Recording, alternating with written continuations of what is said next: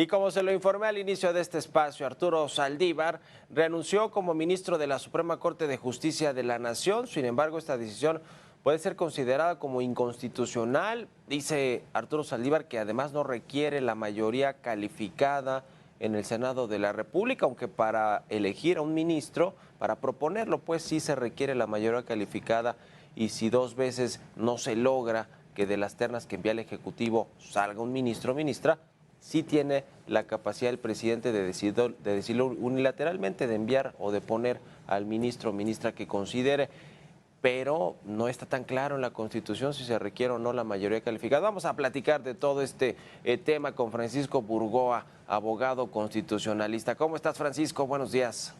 Muy buenos días, Mario, con el gusto de estar contigo siempre en tu espacio. Igualmente, gracias a ti. A ver, quisiera empezar por este asunto que hoy comentó en una entrevista de radio Arturo Saldívar, que no se requiere mayoría calificada para que le acepten la renuncia. ¿Es así?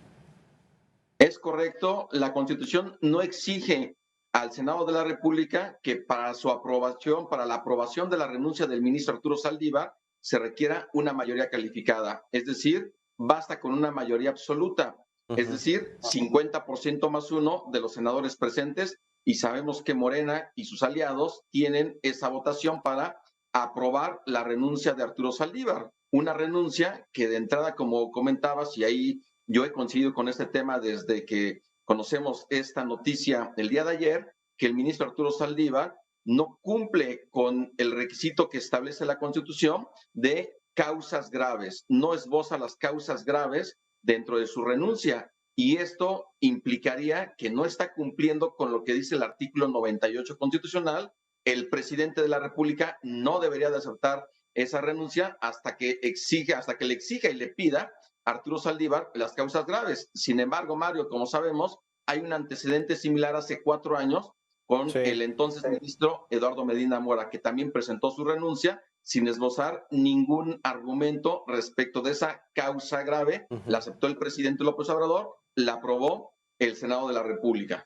Ahora, Arturo Saldívar dice que una causa grave no es una causa trágica, un problema de salud, cosas por el estilo, sino que simplemente pues cree que ya dio lo que tenía que dar en su cargo y que ya no le gustaba pues estar ahí. No lo dijo con esa palabra, pero más o menos eso dio a entender. Ya no estaba a gusto, ya no estaba conforme con su puesto como ministro del Poder Judicial de la Federación, y pues le faltaba poquito más de un año porque salía hasta diciembre del 2024.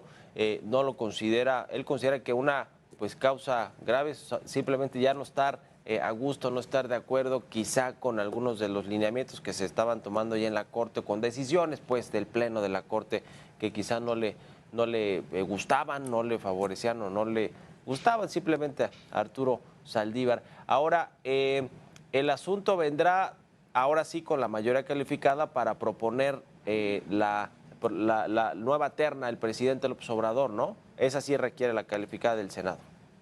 Exactamente, que inclusive como bien comentabas hace unos momentos, Mario, en el sentido de que el presidente de la República propondrá una terna al Senado, y de esa terna el Senado deberá decidir por un voto de una mayoría calificada, 2/3 partes, si le va a dar esa votación a una persona que va a ocupar el cargo de ministra o de ministro.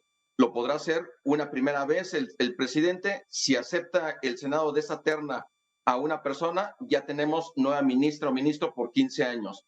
Si el Senado rechaza la primera terna, el presidente propondrá una segunda terna. Sí. Si la rechaza, entonces el presidente podrá hacer una designación de forma directa de la nueva ministra o del ministro de la Corte. Sí. Parece que el presidente López Obrador ya le aceptó la renuncia a Saldívar, y si no ha sucedido eso, se la va a aceptar sin ningún problema y va a transitar en el Senado de la República. ¿Cómo, digamos, queda Arturo Saldívar después de 14 años más o menos en el poder, en la Suprema Corte de Justicia? Fue presidente, quiso extender su mandato por 2 años, pero ¿cómo queda que el día que presenta su renuncia, ese mismo día se sale fotografiado, por lo menos publica una fotografía con una política candidata virtual de Morena?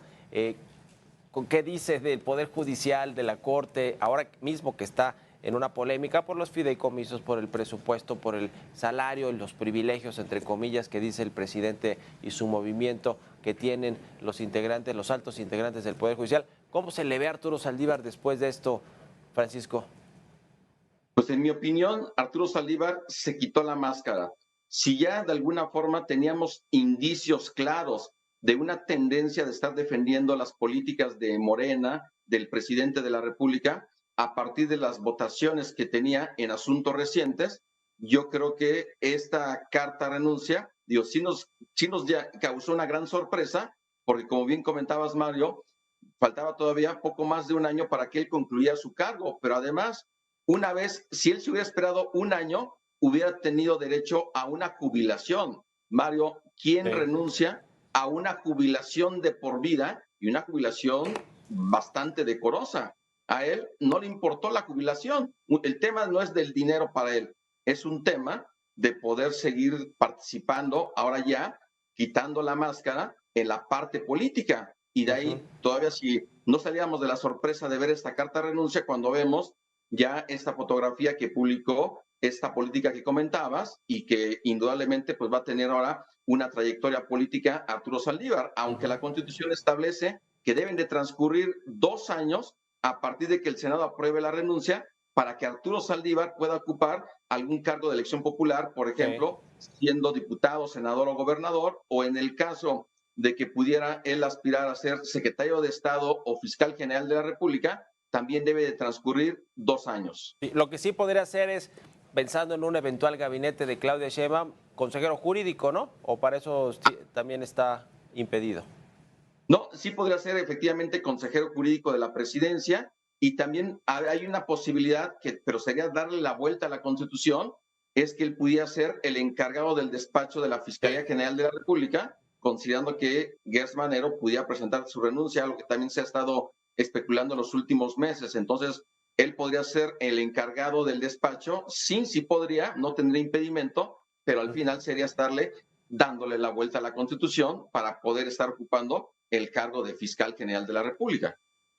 Bueno, pues ahí está el tema. Ahora va a integrarse a la campaña de Claudia Sheinbaum, va a ser una especie de asesor legal, dijo Saldívar hoy por la mañana que pues va a esperar a que sucedan las elecciones y va, si Claudia Sheinbaum lo tiene a bien integrar a su gabinete o en algún cargo que ella considera relevante, hablamos de la Consejería Jurídica, él estaría dispuesto.